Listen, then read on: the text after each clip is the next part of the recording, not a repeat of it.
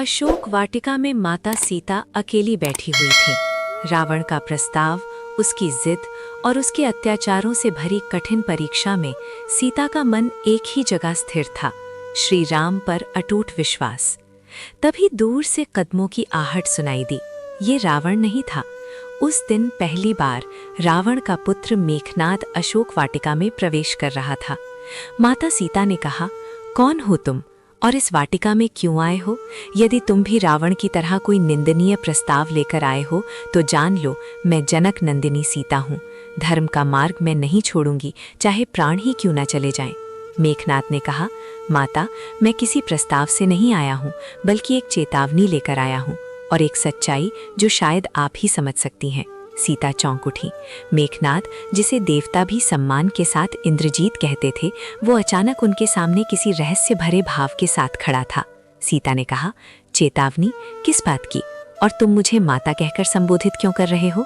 मेघनाद ने कहा, क्योंकि आप माता हैं। मैं दैत्य कुल में जन्मा अवश्य हूँ, परंतु अधर्म की जड़ को पहचानता हूँ। मैं रावण का पुत्र हूँ, पर उनकी हर इच्छा से सहमत नहीं हूँ। सीता ने पहली बार उसकी आंखों में झांका। वहां न छल था न अहंकार, कुछ था तो बस तूफान से पहले की शांति जैसा भाव। मेघनाद ने कहा, माता, मैं जानता हूं कि पिता ने जो किया वो अत्यंत अधर्म है।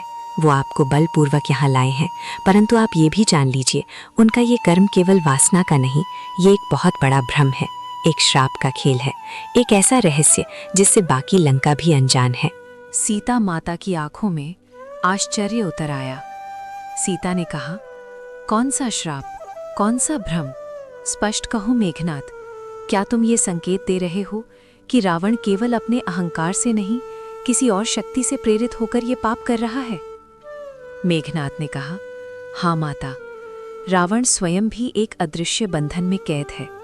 उसे लगता है कि यदि वो आपको पत्नी बनाकर अपने राज्य सिंहासन पर बैठा दे तो एक प्राचीन भविष्यवाणी बदल जाएगी। वो मानता है कि आप उसकी मृत्यु का द्वार बंद कर सकती हैं। भविष्यवाणी कहती है, रावण का वध एक मनुष्य करेगा, परंतु पिता विश्वास करते हैं कि यदि जनक नंदिनी उनके साथ होंगी तो कोई मनुष्य उन्हें छू भी नहीं पाएगा। उनकी शक्ति आपको प्राप्त शक्ति से जुड़ जाएगी। ये सुन सीता के हृदय में एक कंपन दौड़ गई। सीता ने कहा, ये कैसी मूर्खतापूर्ण धारणा है। मैं किसी भी अधर्मी के पापों को ढक नहीं सकती। तुम ये सब मुझे बताने क्यों आए हो? मेघनाद, तुम्हारा उद्देश्य क्या है? मेघनाद ने गहरी सांस ली और बोला, माता, क्योंकि मैं चाहता हूं कि आप राम के पास ये संदेश भेज दें। अपने समय पर आएं, पर जल्दबाजी ना करें।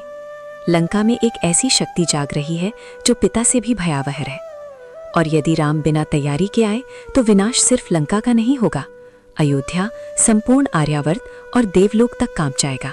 सीता का चेहरा गंभीर हो गया। सीता ने कहा, ये कौन सी शक्ति है जो रावण से भी अधिक क्रूर है? मेघनाद ने कहा, वो शक्ति है निद्रा रहित क्रोध से संचालित राक्षसी ऊर्जा।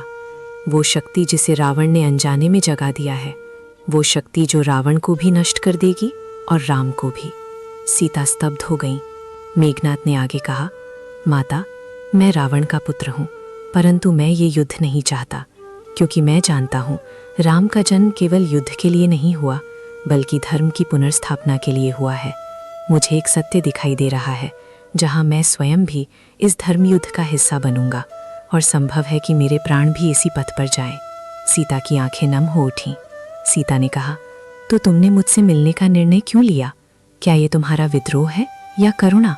मेघनाद ने कहा, ना तो विद्रोह है ना ही करुणा। ये एक अनुरोध है माता, कृपया राम को संदेश भेजें। लंका पर तभी आक्रमण करें जब आपको लगे कि समय पूर्णतः परिपक्व हो चुका है, क्योंकि यदि समय से पहले युद्ध छेड़ा तो लंका में छिपी वो शक्ति जिसे पिता भी नियंत्रित नहीं कर सकते, दुनिया को अंधकार में ढकेल देगी। ये सुन माता सीता बोली, मेघनाद, तुम रावण के पुत्र हो और फिर भी मुझे चेतावनी देने आए हो, कहीं ये छल तो नहीं? मेघनाद ने कहा, माता, छल मेरा मार्ग नहीं। मैं रावण का पुत्र हूँ, पर अधर्म का साथी नहीं। मैं यहाँ आया हूँ क्योंकि मैं आपका सम्मान करता हूँ, और क्योंकि मैं जानता हूँ राम और मैं एक ही युद्ध के दो पक्ष होंगे, परंतु उद्देश्य एक ही होगा, धर्म की रक्षा। मेघनाद ने आगे कहा, माता, मैं आपको वो बात बताने आया हूँ जो लंका को भविष्य में अंधकार में ढकेल सकती है। एक ऐसी चीज जो रावण ने स्वयं जगाई और जिसे नियंत्रित करना अब उसके बस में नहीं है। सीता की आंखें गंभीर हो गईं। सीता ने कहा, तुम संकेतों में क्यों बोलते हो मेघनाथ? मैं जनक नंदिनी हूँ। सत्य मेरे लिए भय का कारण नहीं। सरल रूप में बताओ, लंका में कौन सी शक्ति जाग चुकी है? मेघनाथ ने एक गहरी सांस ली और बोला, वो शक्ति निद्रा विहीन राक्षसी ऊर्जा है जिसका नाम कृत्या है। वो एक राक्षसी सत्ता है जो सिर्फ विनाश के लिए अस्तित्व में है। वो किसी शरीर की नहीं, असंयमित क्रोध की उपज है। पिता ने उसे जगाने का प्रयास किया क्योंकि उन्होंने सोचा कि वो लंका की अजय रक्षा करेगी, परंतु वो अब किसी के नियंत्रित नहीं। सीता का चेहरा विस्मित हो उठा। सीता ने कहा, कृत्या, वो तो वो शक्ति है जो नष्ट करने के लिए जन्म लेती है, ना कि रक्षा करने के लिए। रावण इतना अंधा कैसे हो सकता है? मेघनाथ हल्का सा हंसा और बोला, माता, रावण अंधा नहीं बल्कि भ्रमित है। उन्हें विश्वास है कि कृत्या की जागृति से वे आने वाले युद्ध को शुरू होने से पहले ही जीत लेंगे, पर उन्हें नहीं पता कि कृत्या का जागना ही लंका का पतन है। सीता मौन हो गई। मेघनाथ ने कहा, माता, लंका में एक बहुत पुरानी भविष्यवाणी है जो त्रेता से भी पहले लिखी गई थी। उसे तामस शिला पर उकेरा गया था। उसमें लिखा है, जब अधर्म के रथ पर अहंकार का सारथी बैठेगा तब लंका का पतन किसी देवता से नहीं, एक साधारण मानव से होगा। पिता इस भविष्यवाणी से भयभीत हैं। उन्हें लगता है कि वो साधारण मानव आपकी स्वामी राम है और इस डर में उन्होंने एक ऐसा कदम उठा लिया है जिससे भविष्यवाणी नहीं बदलेगी बल्कि उसका मार्ग और तेज हो जाएगा। सीता ने कहा, रावण समझता क्या है? धर्म के मार्ग को कोई शिला बाधित नहीं कर सकती। ये युद्ध राम के लिए शक्ति प्रदर्शन का नहीं, धर्म की पुनर्स्थापना का है। और तुम मेघनाथ, तुम्हें ये सब क्यों दिखाई दे रहा है? मेघनाथ ने कहा, क्योंकि मैं भविष्य देख सकता हूँ माता, या कहें मैं युद्ध की दिशा को भांप सकता हूँ। मुझे ये वरदान नहीं, एक अभिशाप मिला है। मुझे दिखता है कि आने वाले दिनों में मैं स्वयं भी धर्म युद्ध में उतरूंगा और संभव है कि इस जीवन को यहीं समाप्त कर दूं। सीता की आंखों में करुणा आ गई। सीता ने कहा, मेघनाथ, तुम राक्षस नहीं हो, तुम्हारे भीतर सत्य है, विवेक है। क्या तुम ये सब रावण को नहीं बता सकते, उसे समझा नहीं सकते? मेघनाथ धीरे धीरे मुस्कुराया। वो बोला, माता, पिता सुनना ही नहीं चाहते। उनका अहंकार इस कदर बढ़ चुका है कि अब वो सलाह नहीं, केवल आज्ञा चाहते हैं। उन्हें लगता है कि उनकी हर इच्छा न्याय है।